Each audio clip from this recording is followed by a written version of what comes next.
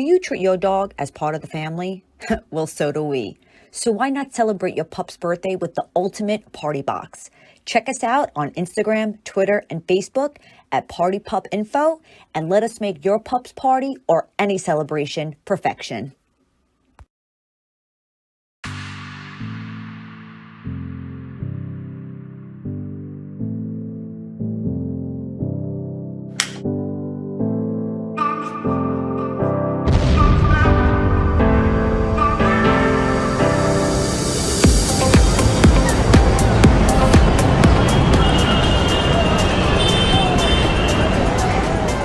Dino Luzzi Energy Drink.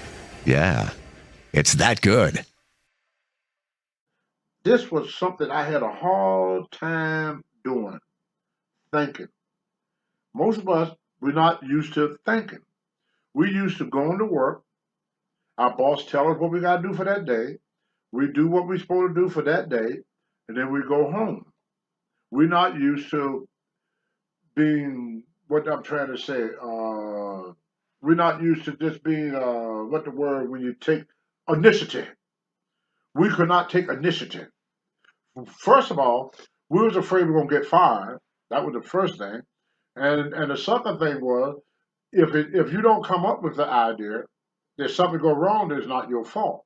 You come up with the idea, and something go wrong, it's your fault. So one of the things that I learned about listening, I was riding with Gene Anderson, and I can't remember who the other person was, but I know Gene Anderson was in the car because the thing was with Gene. Gene Anderson said, Tony, what sport you played in school other than wrestling? Because he knew I was on the wrestling team in our school, you know. Larry, hand me that wrestling picture, please, sir. Which one? Yeah, my wrestling one. Oh, the high school? Yeah, you're going to have to hang it up when you get through. Larry's a good friend of mine. That's why we talk to each other like that. Hey, you. Now, I got a question for y'all. I don't know if y'all can see this. This is me on my wrestling team. Now, the question is, can anybody out there guess which one is me? You get a free autograph picture of Tony Atlas. All you do is contact old Larry. Contact Marty. Let Marty do some work. Contact Marty and the firm and say, look, I know which one is Tony Atlas, but this is me at Petra High School. And my favorite football team is the Patriots, and the name of our team was the Patriots. Well, anyway, this is me when I was in high school. That's my teammates right there in high school. Thank you, Larry. Absolutely. But anyway, Gene Anderson said, what other sport you played, Tony, other than wrestling? And I said, well, you know I lift weights. Yeah, I know about the weight lifting. He said, well, what you do in school? I said, oh, I ran track. He said, what you did in track? I said, I used to do the 100-yard dash. I used to put the shot put. You know, some people say you throw the shot put, but you ever did a shot put, you put the shot put. That's what I call a shot put, not a shot throw, but a shot put. So I said, I used to put the shot put. I did a 100-yard dash, and I used to do the 220. He said, oh, with all them muscles, you could run? I go, yeah, I was pretty good at running, you know. I said, I wasn't the best, but I was good enough to be on the team. He goes, well, he said, so you're a pretty fast runner. I said, I'm decent. He said, I tell you what, I will race you for $50. I said, Gene, come on. I said, I wasn't that bad on the team. I said, I did pretty good, you know. He said, no, I race you, kid. He said, I will race you. I will race you for $50. I said, you want to race me? He said, yeah, I'll race you for $50. I said, okay. So they pulled the car over. We walked down to the next mile marker. Gene said, okay, that's far enough. So the driver, like I said, I can't remember who it was. I want to say so bad Klondike or Johnny Weaver, because I spent most of my time with Johnny Weaver, Klondike Bill, and another black wrestler who used to play football named Charlie Cook. So, but I know it wasn't Charlie Cook. But anyway, the guy got out the car, the driver, lift the towel up, because all wrestlers carried towels back in them days, and he dropped the towel.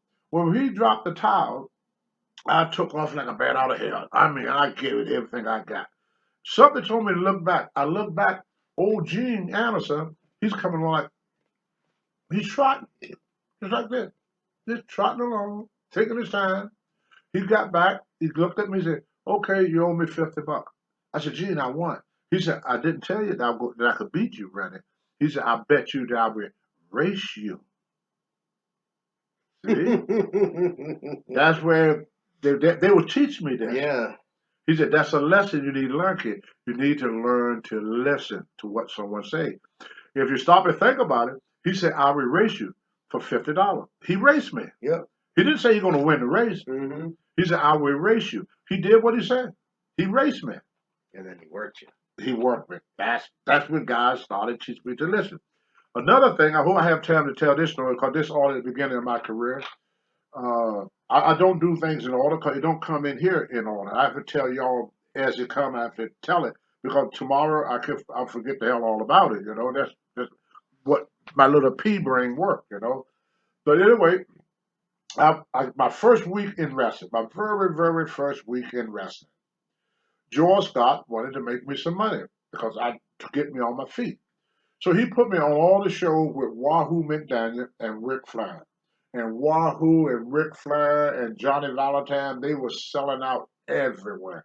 And Rufus R. Freight Train Joe, they were the big stars. Another wrestler that people don't talk much about was Paul Jones. Mm-hmm. So they would put me on the card with them. You may see some old cards which is semifinal. The semifinal match was always a tag. It was always a tag match.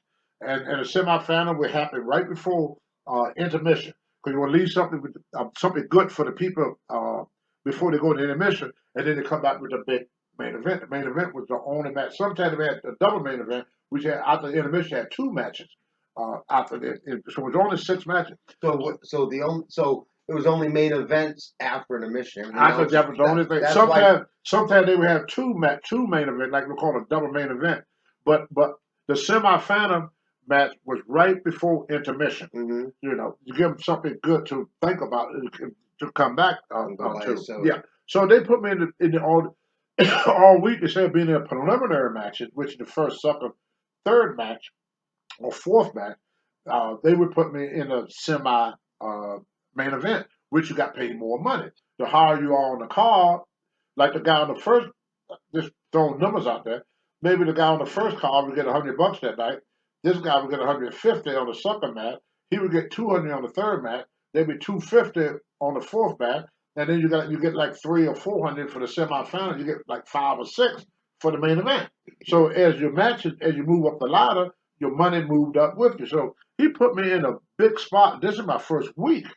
I'm in a a lot of jealousy at that time. You would know the driver said, "Why in the fucking hell did this freaking kid walk through the freaking door?" And all of a sudden, he's making more money than I make.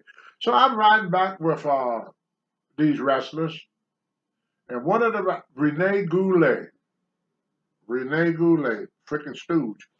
He said, "Yeah, they call him Sergeant Jacques Goulet." Yeah. Old Sergeant Jacques Goulet. He said, "Hey kid. Word up." That's why I use the word kid, because that's just how the wrestler taught you. Hey, kid, because you new to the business, or you're a kid in the business. You can be 25 years old, but in the business, you are a kid. So I'm riding with these guys. I'm sitting in the back seat. "Hey, kid, how much money you made this week?" I said, "There's not nobody." Well, I didn't know you're not supposed to tell what you make, because that creates animosity, because nobody got paid the same. Right. You know, nobody got paid the same. So I made $1,500.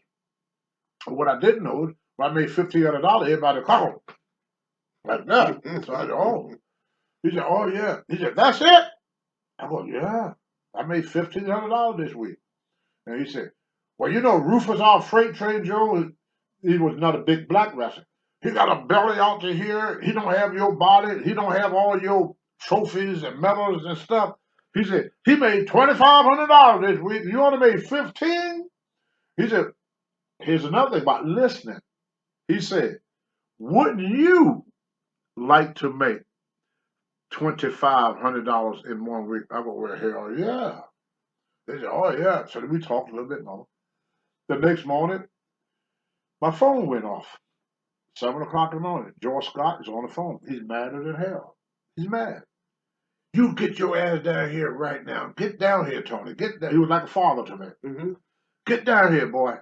So I get in my car, get dressed. I didn't even shower. Just got dressed. I'm not sure what is this all about because I could tell by his voice he's mad. He said, "I hear you was complaining last night." Man, I was complaining about nothing. He said, "Well, my phone rung off this morning." He said, "Everybody in the car said you was complaining that Rufus R. Jones made more money than you." Now, later I learned once again how to listen. What I should have said, "Oh no, I'm very happy with what I made," but I didn't know that then. Right. So when they asked me, "Would you like to make $2,500?" I said, "Well, hell yeah, I like to Who make wouldn't? $2,500." Exactly. But that ain't how you answer these guys. Right. You know, 'Cause you they're have all to think students. about where they're going with this. You Yeah. know, and he said, George Scott said, "Well, you should have told him that you were satisfied with what you got." So then I hope I have time to tell the rest of this story. If not.